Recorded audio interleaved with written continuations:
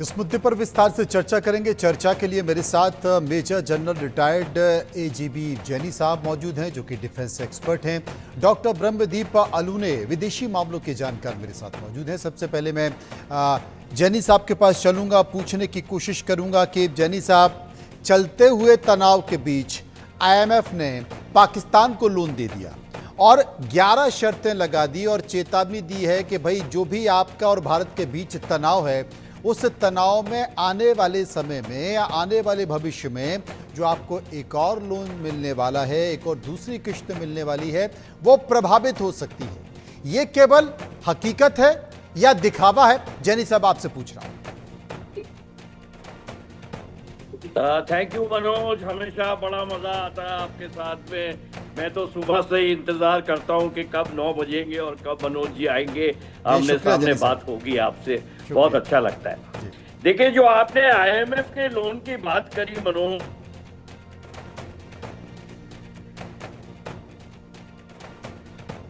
जी, लगता है जैनी साहब की आवाज़ नहीं आ रही, कुछ तकनीकी परेशानी है या इंटरनेट की परेशानी है। मेरे साथ अलूने साहब मौजूद हैं, डॉक्टर ब्रह्मदीप अलूने साहब हैं, मैं उनके पास चलूँगा। अनिल अलूने साहब, ये जो IMF ने बात की है कि साहब अगली किश्त आपकी संकट में पड़ सकती है तब जबकि आप भारत के साथ तनाव के रिश्ते और आतंकवादी गतिविधियों में लिप्त ना हो, ये हकीकत है या केवल दिखाने भर के लिए, कहने भर के लिए? नहीं मनोज जी, ये हकीकत है। दरअसल अंतर्राष्ट्रीय मुद्रा कोष जो है वो किसी भी देश को जब पैसे देता है तो बहुत स्पष्ट होता है कि वो देश आर्थिक सुधारों के जरिए अपनी आर्थिक स्थिति को ठीक करेगा, क्योंकि अंतर्राष्ट्रीय मुद्रा कोष से जो ऋण लिया जाता है उसको वापस करना होता है। और कोई भी राष्ट्र ऋण को वापस तभी कर पाएगा जबकि अपने देश में आर्थिक सुधारों को लागू करेगा, उदारीकरण को लागू करेगा, निजीकरण को लागू करेगा और वैश्वीकरण की नीतियों का पालन करेगा। लेकिन जब आप आतंकवाद से ग्रस्त एक देश है जहां पर लोकतंत्र की आप हत्या करते हैं, जहां पर सेना जो है वो आतंकियों से मिली रहती है, जहां पर आप युद्ध की भाषा बोलते हैं, जहां पर आप युद्ध की ओर उन्मुक्त होते हैं, जहां पर आप आतंकवादियों के परिजनों को पैसा देते हैं, तो ऐसे देश पर भला अंतर्राष्ट्रीय मुद्रा कोष कैसे भरोसा कर सकता है? और सबसे बड़ी बात है कि अंतर्राष्ट्रीय मुद्रा कोष में दुनिया के जो आला दर्जे के देश है उनका बहुत सारा जो है वो एक हिस्सा होता है। जैसे जो अमेरिका, उसका तकरीबन 16% हिस्सा है, भारत का भी 2 से 2.5% हिस्सा है। तो दुनिया भर के जो राष्ट्र है उनका ये पैसा होता है। तो ऐसे में IMF ने बहुत खरी खरी सुना दी है पाकिस्तान को, क्योंकि पाकिस्तान और भारत के सीमा में जो तनाव है, आतंकवाद को लेकर जो पाकिस्तान का रुख रहा है, वो बहुत ही दुनिया भर में आलोचना का कारण बन रहा है। दूसरी बात है कि भारत ने अपने डेलीगेशंस भेजे दुनिया भर में, तो पाकिस्तान एक्सपोज हुआ है। और एक बात और सबसे महत्वपूर्ण है कि लश्कर तैयबा को लेकर भारत ने हमेशा दुनिया में आवाज उठाई है, बहुत सारे एविडेंस प्रस्तुत किए हैं। तो ऐसे में जब दुनिया भर में, खासकर भारत के डेलीगेशन ऐसे देशों में गए हैं जो आप अफ्रीका ले लें, आप यूरोप ले लें, आप एशिया ले लें, आप पूर्वी एशिया ले लें, तो बहुत सोच समझकर भारत ने 33-34 देशों का जो चयन किया है। तो जाहिर सी बात है उन देशों में जाकर भारत ने जो एविडेंस पेश किए हैं उसका नतीजा है, भारत की कूटनीति का नतीजा है कि अंततः अंतर्राष्ट्रीय मुद्रा कोष ने भारत की इस मांग को स्वीकार किया है। जो पहली बार जब कुछ दिनों पहले अंतर्राष्ट्रीय मुद्रा कोष ने पाकिस्तान को पैसा दिया, भारत ने विरोध किया था और अब भारत की मांग को स्वीकार किया गया है। पाकिस्तान को बहुत खरा खरा कह दिया गया है कि आप अपने देश में आर्थिक सुधारों को लागू कीजिए, आप भारत पाकिस्तान सीमा पर तनाव ठीक कीजिए, अपने पड़ोसियों से संबंध अच्छे रखिए। यदि आप ऐसा करते तो ही अंतर्राष्ट्रीय मुद्रा कोष आप पर भरोसा करेगा, और यदि ऐसा नहीं होता है तो निश्चित तौर पर अंतर्राष्ट्रीय मुद्रा कोष अपने हाथ खींच सकता है। और यदि ऐसा होता है तो पहले से ही बर्बाद पाकिस्तान जो है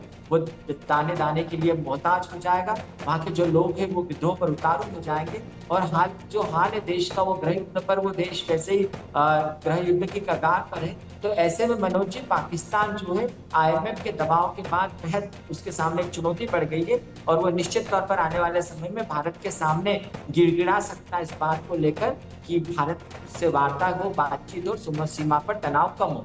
मनोज जी। डॉक्टर ब्रह्मदीप, ये तो पहले से ही सबको पता है कि पाकिस्तान को जितना भी जो रसद मिलती है, जो लोन मिलता है, वो उससे हथियार खरीदता है, वो पैसा भ्रष्टाचार में चला जाता है। सबसे ज्यादा उसका इस्तेमाल पाक की सेना करती है और पाक की सरकार में बैठे, सत्ता में बैठे लोग करते हैं। अब आईएमएफ ने लोन दे दिया, आईएमएफ के बाद अब वर्ल्ड बैंक भी लोन देने की तैयारी कर रहा है। वो भी करीब करीब जो लोन की जो संख्या है वो छोटी संख्या नहीं है, वो 20 अरब डॉलर कर्ज देने की तैयारी कर रहा है। हालांकि भारत ने कहा है कि वो इसका विरोध करेगा, वो पाकिस्तान को FATF की ग्रे लिस्ट में डालने की कोशिश करेगा। लेकिन सबसे बड़ी बात है कि ये पहली मर्तबा नहीं है, भारत पाकिस्तान को दशकों से इसी तरह का लोन मिलता रहा है। पूरी दुनिया इस बात को बहुत बेहतर तरीके से जानती है कि पाकिस्तान की सरजमी का इस्तेमाल आतंकवादी और आतंकवादी घटनाओं के लिए होता है। उसके बावजूद भी आप लोन दे देते हैं, अरे थोड़ा बहुत इंतजार कर लेते। लेकिन चलते हुए भारत पाकिस्तान तनाव के बीच आपने उसको ऑक्सीजन दे दी, आपने उसको सांसें दे दी और वो उससे हथियार खरीदेगा। दुनिया की कोई ताकत नहीं रोक सकती है। वर्ल्ड बैंक भी देने जा रहा है, अरे इस पैसे का इंतजार कर लिया जाए। अब उससे पहले वर्ल्ड बैंक भी, आप सोचिए, वर्ल्ड बैंक भी 20 अरब डॉलर पाकिस्तान को देने जा रहा है। मनोज, देखिए बड़ा दिलचस्प सवाल है आपका और बहुत ही वाजिब सवाल उठाया है आपने। अब पाकिस्तान को कर्ज क्यों मिलता है, ये सबसे बड़ा प्रश्न हर इंसान के मन में उठना चाहिए। लेकिन किसी भी देश की भू रणनीति बहुत महत्वपूर्ण होती है और यहाँ पर जो दुनिया भर में महाशक्तियों की राजनीति है वो सांस्कृतिक टकराव को पैदा करती है, वो दुनिया में आतंकवाद को बढ़ावा देती है, वो सैन्य टकराव को बढ़ावा देती है, वो हथियारों के बाजार की व्यवस्था करती है। ऐसे बहुत सारे कारण हैं। लेकिन जब आप मनोज जी पाकिस्तान की बात करते हैं तो पाकिस्तान अमेरिका का एक खास ठिकाना है। वह खास ठिकाना सैन्य अड्डे के तौर पर उपयोग करता है, वह आतंकवादियों के केंद्र के तौर पर उपयोग करता है और अमेरिका बहुत खूबसूरती से पाकिस्तान का एक प्रॉक्सी समूह की तरह उपयोग करता है। अभी आप देखिए कि जब भारत और पाकिस्तान का संघर्ष हो रहा था तो अंतर्राष्ट्रीय मुद्रा कोष ने भारत के विरोध के बावजूद ऋण क्यों दिया? जाहिर सी बात है, यह अमेरिका के बिना सहमति के हो ही नहीं सकता था। लेकिन यहाँ पर फिर समझना होगा कि क्या अमेरिका के लिए पाकिस्तान जरूरी है? बिल्कुल जरूरी है। क्यों? क्योंकि ईरान के और अमेरिका के संबंध बहुत खराब है। ईरान की जमीन से लगा हुआ पाकिस्तान है। पाकिस्तान का उपयोग अफगानिस्तान के खिलाफ हुआ है, इराक तक हुआ है। सैन्य अड्डे के तौर पर अमेरिका ने मध्य पूर्व में जाने के लिए पाकिस्तान का खूब उपयोग किया है। इवन चीन के खिलाफ भी वो पाकिस्तान को देखता है। तो यदि ईरान के परमाणु ठिकानों को नष्ट करना है, यदि ईरान पर दबाव बनाना है तो पाकिस्तान के सैन्य अड्डों की जरूरत पड़ेगी। दुर्भाग्य इस बात का है मनोज जी कि